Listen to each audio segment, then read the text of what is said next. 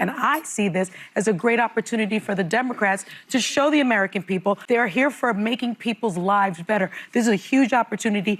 A few moments later. And former Democratic State Senator Jen Jordan challenged presiding Justice Sarah Warren for another seat. Warren will keep the seat after claiming 59%.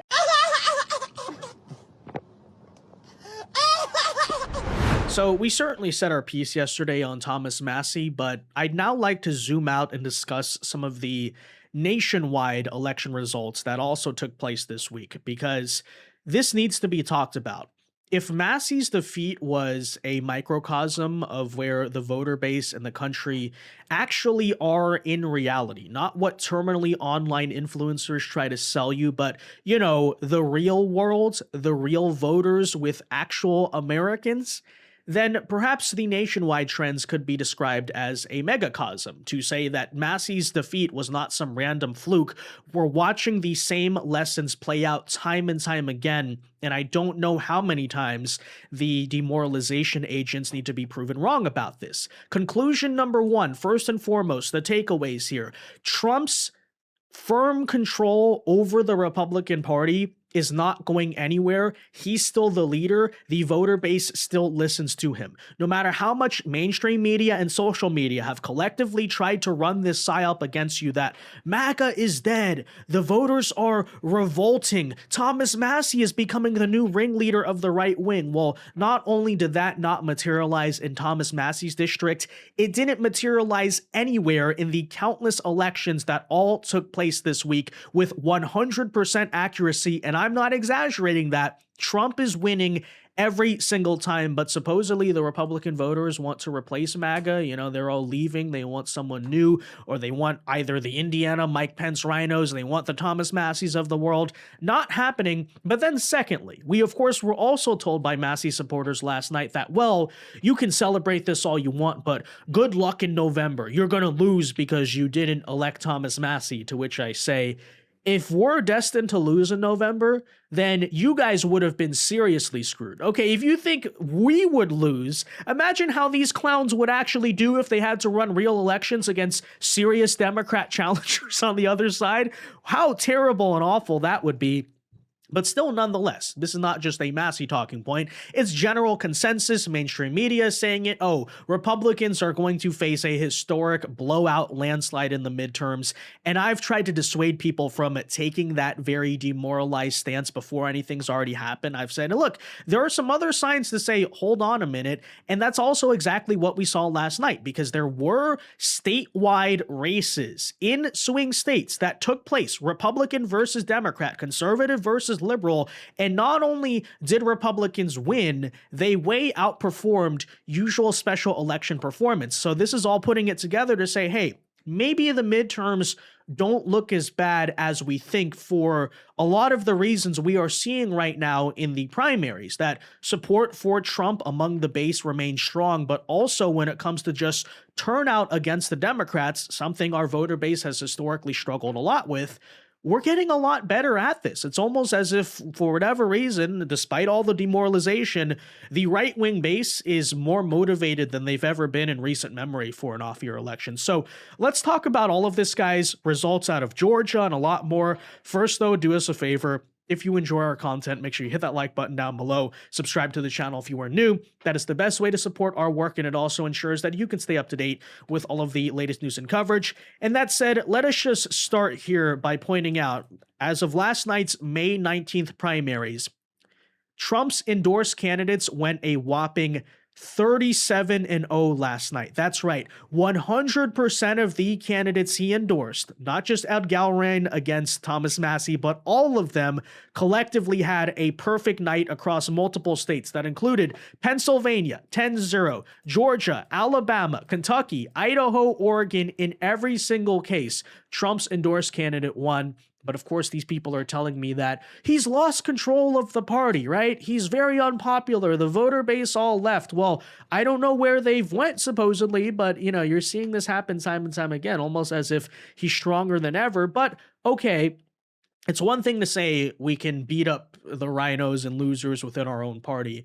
how do we do against Democrats? This is something that needs to be talked about, because if we're to be honest, most of the recent election results ever since 2024 have not boded all that well. And we can be honest about that. You know, Wisconsin Supreme Court race as one example, lost there. If you remember that, the elections of 2025, pretty big blowouts in Virginia and New Jersey against us. And sure, those are blue states. Sure, the government shutdown had a lot to do with that. But this is sort of the mythology that now leftists and media are building to say, oh, Republicans clearly are headed towards wipeout in the midterms, to which I say, not so fast, my friend, because last night some Supreme Court elections took place in the state of Georgia, and let's not discount that. You know, we're not talking about Tennessee or something here, folks. Georgia, as everybody knows, is a pretty pivotal swing state as of these days. And if you remember the way recent non-presidential elections have gone in Georgia, hasn't been all that good for us, especially because liberal turnout has been energetic to such a high level, right?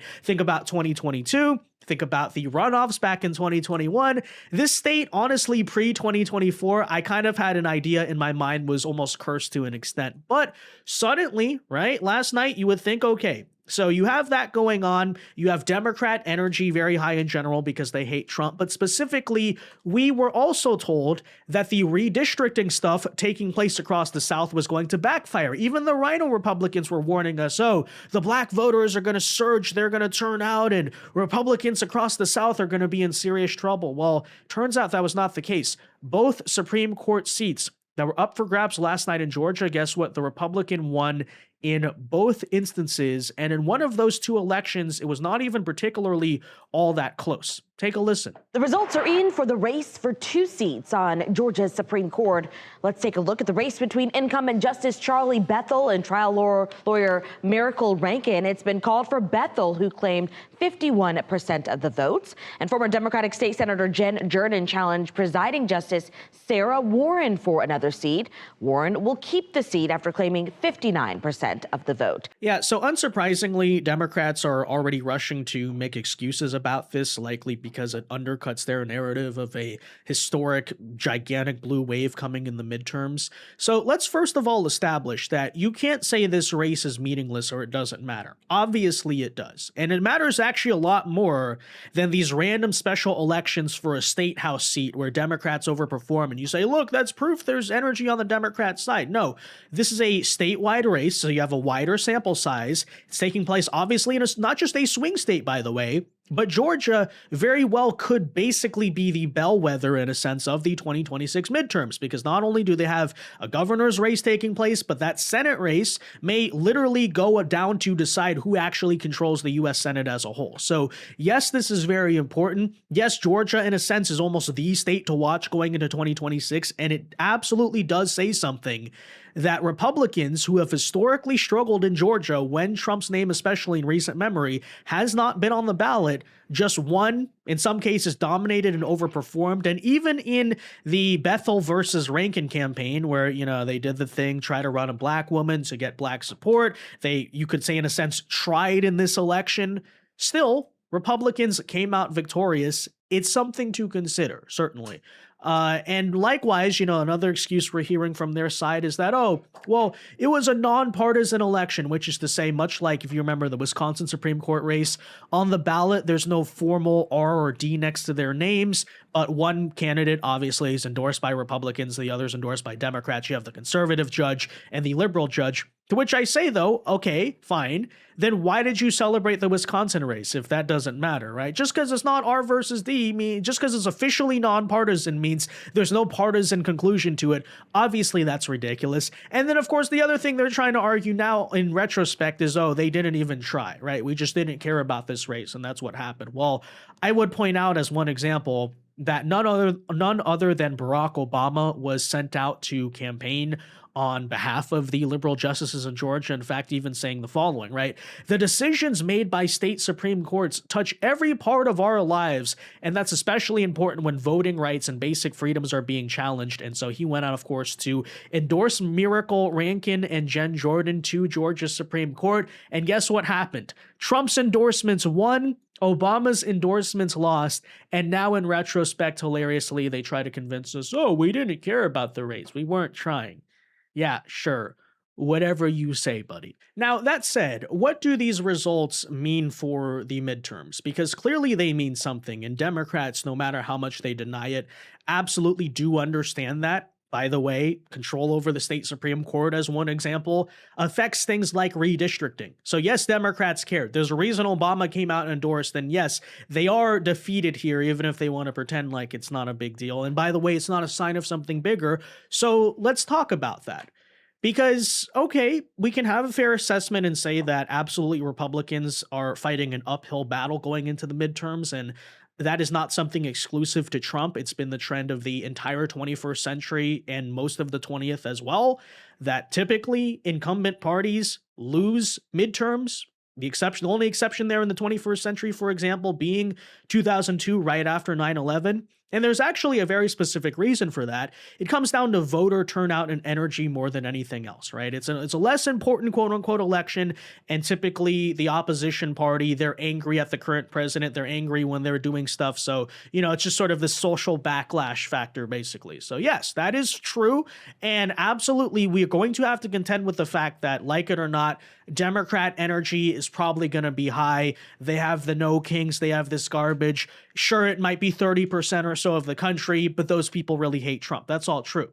But on the flip side, the reason I've been saying I'm a lot more optimistic about the midterms than maybe some other pundits or people in media or whatever is the fact that, unlike past elections, including 2022, including 2018, I'm starting to see signs of energy and enthusiasm among the Republican voter base that, I'll be honest, I didn't really even necessarily expect. Why do I say that? Well, for example, when I watch someone like Thomas Massie actually lose his primary, or on the flip side, I watch the Indiana Republicans, after refusing to redistrict, almost all lose their elections. I watch people like Dan Crenshaw go down, who even back in 2022 seemed like an invincible institution that was never going to be removed. I say, wait a minute. Our voters are maybe more awake now than they were before. Because one point I've made is that in order to unseat an incumbent, in order to stop the person with really, you could argue, the institutional backing, which maybe Massie didn't have, but absolutely, for example, those geriatric incumbents over in Indiana had, the voters have to care. They have to be engaged, right? There has to be the certain level of voter education if you're going to, again, unseat an incumbent who's been there a long time and he is the institution. The voters have to an extent, know what they're doing. And we've watched it be the case, for those of you who have followed Republican politics through both Trump presidencies and the period in between, that a lot of times there would be this rhino that maybe the generic voter base online, let's say, is against, but when it comes to the actual election, people don't really know what they're doing. They're not informed. A lot of lower propensity MAGA people just don't show up to vote at all. And this person who we don't like just keeps on getting reelected. And after a while, you start to bake in this conclusion, oh, that person's always going to win. But then suddenly now in 2026, we're seeing the opposite of that. Like, all of a sudden, something has happened in our voter base where we're starting to be energized. We're starting to care. I don't know what it is. I don't know if it's the Democrats are so insane that, the Republicans are starting to say, okay, wait, we really have to stop these people. And then as a result, they just start paying more attention to politics, or Trump's revolution is almost expanding in a sense. Whatever the reason is, I look at these primaries and I say, actually, that's good news, because it's showing this maybe higher propensity behavior from our voter base that didn't exist before, right? Typically, the issue with the Republican base under Trump is that when he's not on the ballot, we don't show up to the polls, we don't care. These results are showing me that maybe people are starting to care more, because, again, you actually have to care on a certain level to achieve results like this right here. So if hopefully that makes sense, that's very important. And Indiana, as one example, is really maybe the prime case of that, right? We got our voter base to care enough about some state house races, right? Things that maybe are not that interesting to people. The base is engaged, we're in tune. And that's why I say, going into the midterms, if our issue typically is low propensity voters, low turnout, low energy, we have a higher propensity behavior right now. And yes, midterm elections really just do come down to turnout at the end of the day. That's what it's all about. I think there's actually a reason to be more optimistic than maybe we were in past years. And by the way, the Georgia result really says the same thing. Typically, these are the type of races we've seen a million times in the past that the Republicans just don't show up for. You have 15-20% turnout, and then the Democrats hail it as a victory. Oh, look, we defeated the Republicans in an election where Republicans didn't show up. State Supreme Court races, prime example. Look at Wisconsin last year, right? But wait a minute, we showed up here. To an extent. At least we showed up better than the Democrats. What does that say? It says something maybe Democrats are not actually ready for. Think back, for example, to the 2022 midterms. I think this is actually a prime side-by-side that, before Democrats get very arrogant and cocky about this election, they have to contend with, which is that back in 2021, if you remember, Republicans had dominant, overwhelming, surprising performances in places like Virginia and New Jersey. Sound familiar? If you extrapolated that, you would have said, oh, 2022, Democrats are on their way to get destroyed. By the way, gas prices are out of control, the economy sucks, and we see these results. Any of that sound familiar? And then what happened? Oh, it just wasn't the performance Republicans were expecting. It was a red trickle at best, barely took the House, maintained the Senate. Why did that happen? Well, maybe it was because of Roe v. Wade or other things. I think that definitely played a factor, but Democrat energy was much higher in that election than I guess Republicans were forecasting. And beforehand, and myself included, we just didn't see the signs of that there was something Democrats were pissed about and they were going to show up to the polls for that reason. Well, on the flip side, right? If you're suddenly watching now like Republican energy, which last year maybe just wasn't there, but suddenly start to awaken, and those same rumblings we saw in the last midterms are maybe showing themselves on the exterior, I think there's plenty of reason to look at and say, hold on, wait a minute. Still could be a case here that, it's actually going to be an overperformance for Republicans. I'm not saying that's set in stone. I'm not personally myself trying to be complacent or arrogant, but I also don't think we should fall into this demoralization propaganda. We didn't hear no bell. It's not over till it's over. Heck, it hasn't even started yet. So this foregone conclusion that Democrats are going to destroy us, I actually don't think is backed up by reality. If we simply show up to vote and care, this thing is going to be very competitive. Like, it is that simple. Show up to vote, care, be engaged. Okay. And if it's the case that, again, our voter base seems to be energized right now, maybe at levels which are not historically precedented for an incumbent, in recent memory, that's actually a very good sign and very good news. And by the way, on the flip side, perhaps it does not help the Democrats' case that their approval rating is currently sitting, according to a poll done this week out of Quinnipiac, at a whopping 16%. Right? Which is to say, people still to this day hate the Democrat Party, and they assume to themselves that, oh, Trump derangement syndrome alone is going to carry us forward. But I would point out that, maybe in the sense that you think Roe v. Wade energized your voter base in the midterms, have Democrats considered that them constantly being crazy and insane and dysfunctional and really terrifying to Republican voters, like it or not? And yeah, you should be terrified of Democrats. You should be terrified of them taking power because these people are crazy, to quote the State of the Union. Maybe that factor is actually still there among our voter base. And even if gas prices and economic factors are not working in our favor, which is definitely going to hurt us, I would say, if it doesn't fix itself soon. I mean, that's undeniable.